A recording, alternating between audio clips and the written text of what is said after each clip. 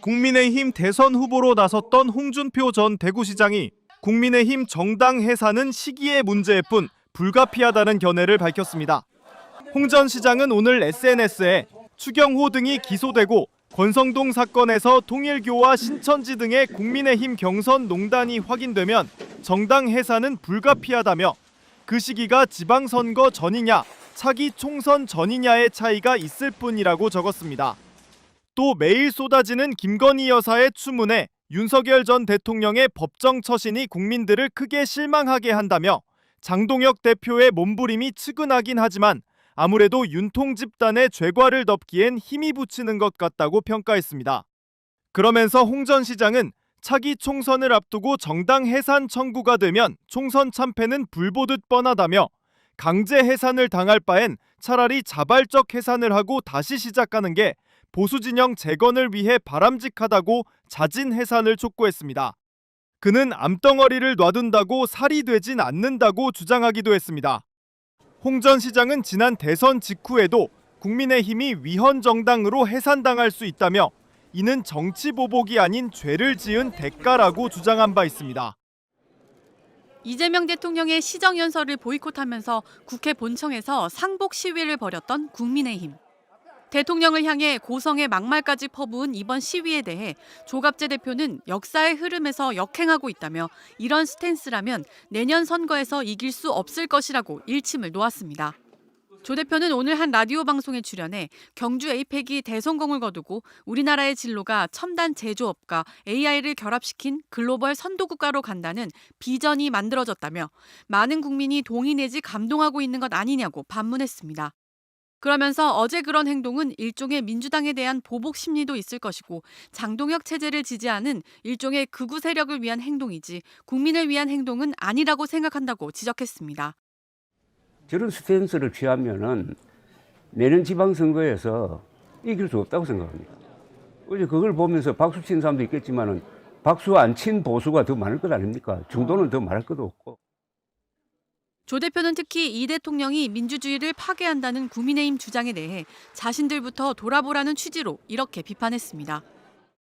그리고 그 민주주의 파괴자라고 지금 이재명 대통령을 몰아붙였는데 아니 그렇다면은 불법 계엄을 옹호하고 부정선거 음모론을 옹호한 국민의힘은 민주주의 파괴 세력 아닙니까? 조 대표는 어제도 윤석열 전 대통령을 겨냥해 대통령이 폭탄주 마셨다는 얘기를 법정에서 할 필요가 있냐며 본인의 음주 습관을 처음으로 인정했는데 그런 습관과 김건희 씨에 대한 애틋한 사랑이 결합된 발작적 계엄이었다고 꼬집었습니다. 한편 조 대표는 추경호 의원에 대한 구속영장 청구에 대해서는 헌법에 면책특권이 보장돼 있다면서 그걸 그대로 해석하면 영장 청구는 헌법에 맞지 않는다고 볼 수 있다고 평가했습니다.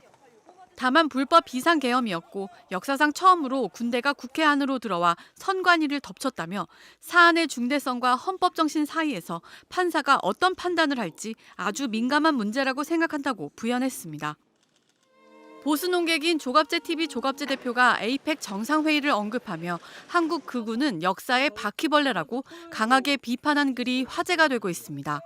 조 대표는 자신의 SNS에 올린 글에서 경주 에이펙 회의는 온통 AI와 미래, 금관판이었다며 이런 빛을 피하는 한국의 극우는 어둡고 더러운 곳에서만 살 수 있는 역사의 바퀴벌레라고 직격했습니다.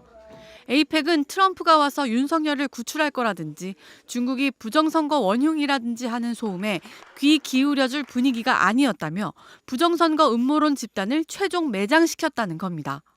조 대표는 이어 국힘당은 이들과 뒤엉켜 있다며 국민의힘은 요새 법정에 나타나 김건희 여사라고 부르지 않는다고 호통치는 사람을 비판해보든지 하고 나서 이재명 정부를 공격해야 순서가 맞는 것 아닌가라고 비판했습니다.